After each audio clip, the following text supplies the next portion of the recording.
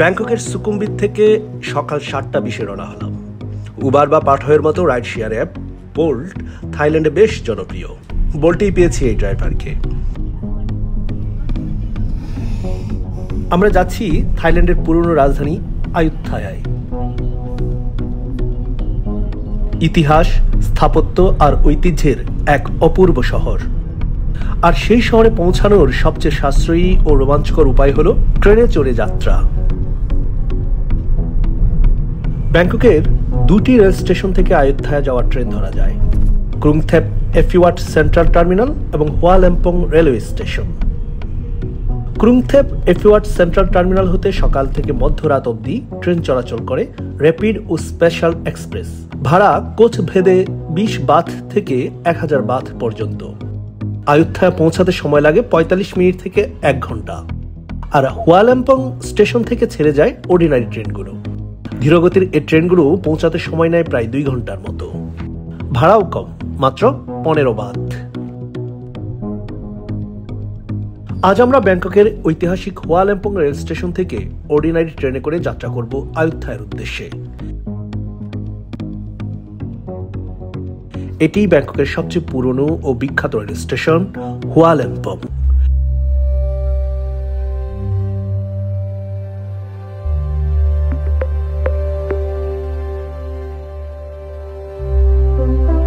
একশো বছরেরও বেশি সময় ধরে এই স্টেশন থাইল্যান্ডের রেল যোগাযোগের কেন্দ্রবিন্দু।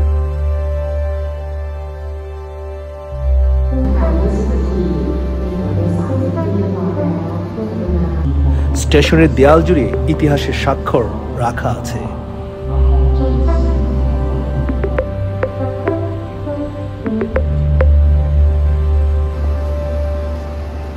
এখান থেকেই প্রতিদিন শত শত যাত্রী ট্রেনে করে দেশের বিভিন্ন প্রান্তে যাত্রা করেন। মাত্র 15 বাথেই ট্রেনের টিকিট কেটে নিলাম। ট্রেন ছাড়বে 9:30টায়। এখনো 1.5 ঘন্টার মতো সময় আমাদের হাতে আছে। স্টেশনের এক কোণে 2 তলায় black canyon coffee, espresso coffee 80 baht করে।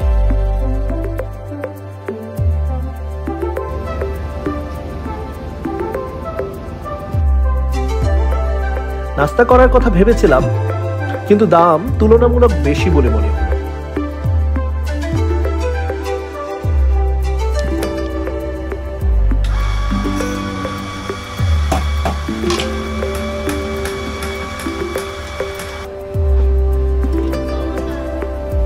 শুধু কফি নিলাম।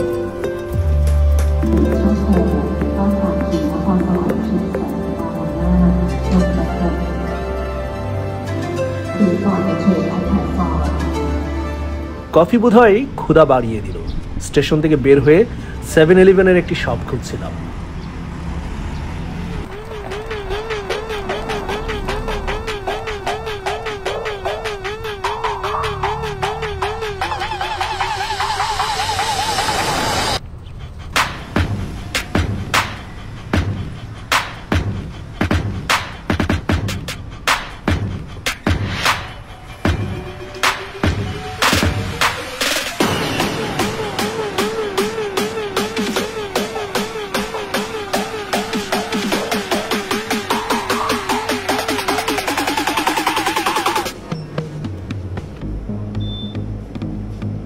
এত এত খাবারের ভেতর হালাল কোনটা বুঝে পাচ্ছিলাম না। শপ অ্যাসিস্ট্যান্ট আমাদের সাহায্য করলেন। হালাল সাইন দেওয়া আছে, এটা হালাল।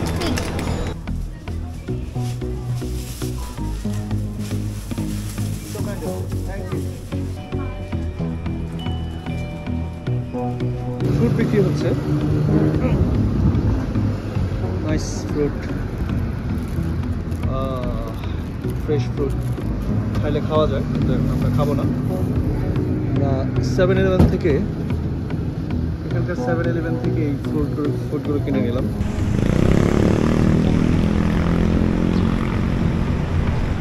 For Bangkok to Sonsopari Park, we depart in 3-minute passenger touring by this train. Please board the train at platform number 7. Thank you. প্ল্যাটফর্মে এসে দেখি ট্রেনটা ইতোমধ্যে দাঁড়িয়ে আছে।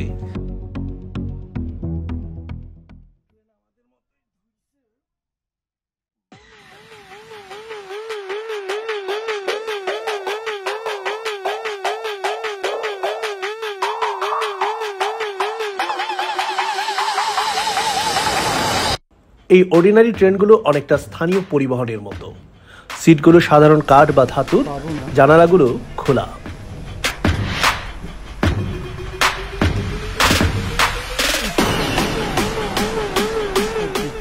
জানালার পাশের সিটগুলো আগেই দখল হয়ে গেছে। আমরা একটা নিজস্ব জানালার খোঁজে এই কামরা থেকে ও কামরা যাচ্ছিলাম।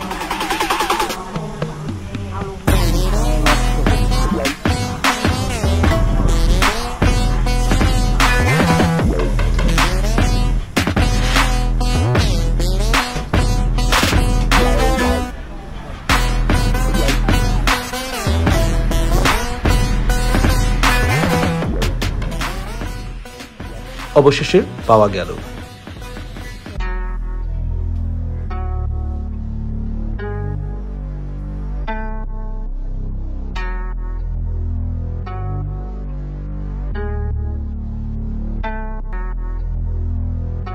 ট্রেন ছাড়ার সঙ্গে সঙ্গে মনে হলো বাংলাদেশেরই কোনো ট্রেন বুঝি চলতে শুরু করলো।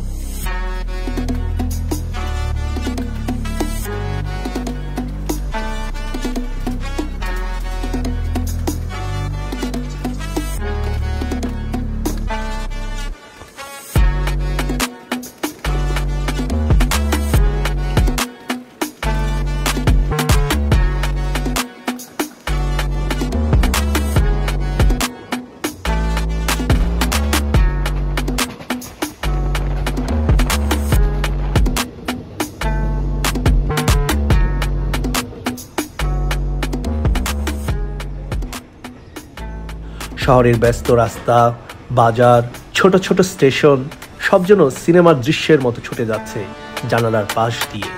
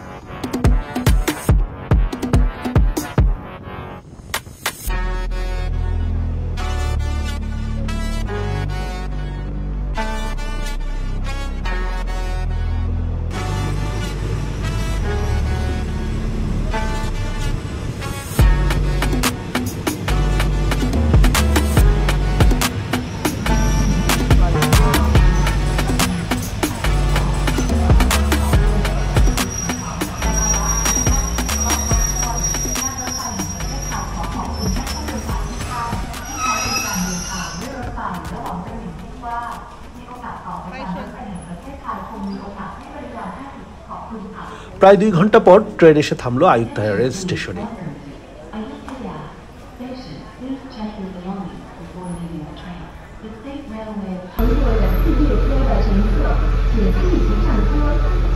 ছোট্ট চমৎকার একটি স্টেশন।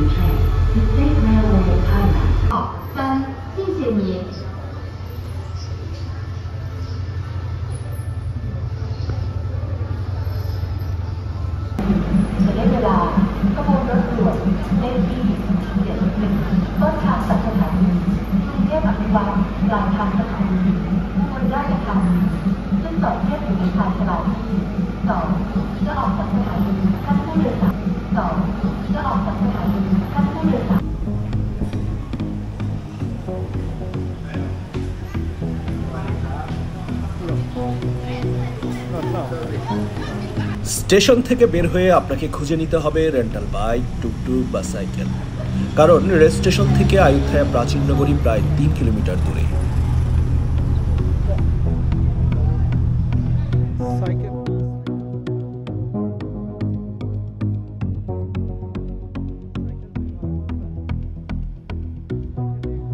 মোটর বাইক 200 বাত আর সাইকেল ভাড়া নেওয়া যায় 60 বাতে।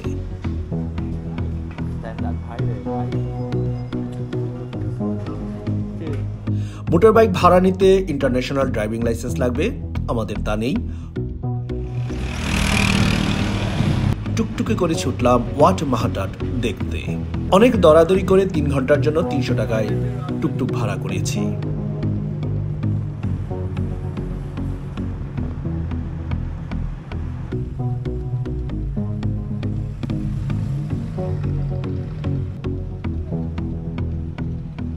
পৌঁছে গেলাম আয়ুত্থায়া ঐতিহাসিক উদ্যানে। এখানে এক একটি নিদর্শন দেখতে পৃথক পৃথক টিকিট করতে হয়। থাইল্যান্ডবাসীদের জন্য 10 বাথের টিকিট আর ভিনদেশীদের জন্য 80 বাথ করে। আমরা ওয়াট মাহাটাটের টিকিট কিনলাম। মাহাটাটের জন্য আর অন্যগুলোর জন্য নিতে হলে আবার টিকিট দিতে হবে।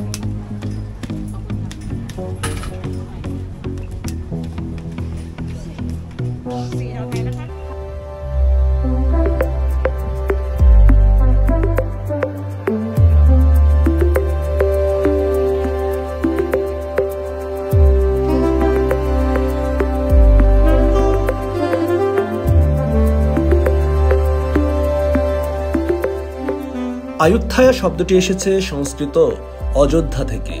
অযোধ্যা মানে যুদ্ধে জয় করা যায় না, অর্থাৎ অদম্য শহর বা অপরাজেয় নগরী।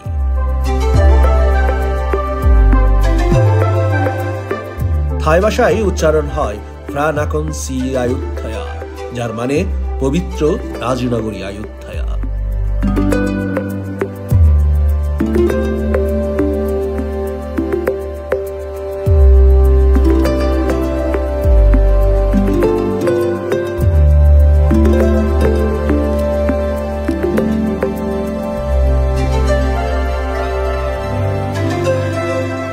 ইতিহাস বলে 1350 খ্রিস্টাব্দে রাজা উথং আয়ুত্থায়া প্রতিষ্ঠা করেন।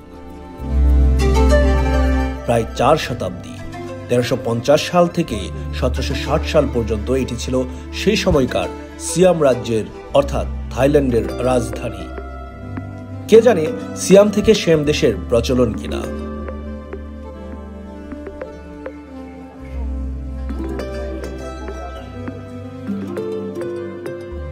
1400 শতকে এই আয়ুত্থায়াই ছিল এই অঞ্চলের রাজধানী। এখানকার ইট, কাঠ, পাথর, বৌদ্ধ মূর্তিগুলো এই অঞ্চলের সমৃদ্ধির কথাই জানান দিচ্ছে।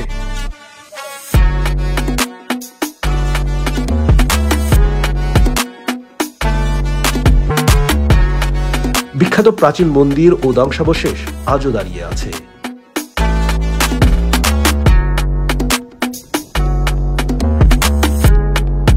বিশেষ করে গাছের শেকড়ে আবদ্ধ বুদ্ধ মূর্তির মাথা আয়ুত্থায়ার প্রতীক হয়ে আছে। 1767 সালে বার্মিজ সেনারা শহরটি দখল করে ধ্বংস করে দেয়। পরে রাজধানী স্থানান্তরিত হয় ব্যাংককে। কিন্তু আয়ুত্থায়ার ধ্বংসস্তূপ আজও ইতিহাসের সাক্ষী হয়ে আছে।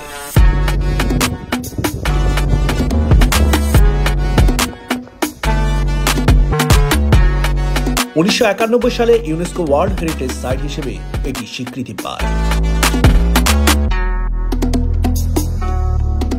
বটের শিকড় থেকে যে বুদ্ধ মূর্তির মাথা বের হয়ে আছে, যেন কালের গহ্বর থেকে উকি দিয়ে দেখছে বর্তমানের মানুষদের। মানুষ মূলত বর্তমানে বসেই রচনা করে অতীত ও ভবিষ্যৎ।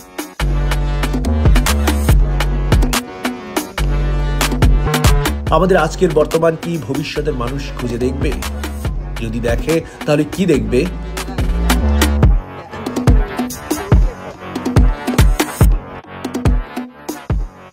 তবে মানুষ আয়ুত্থায়ায় এসে খুঁজে ফেরে সমৃদ্ধ অতীত।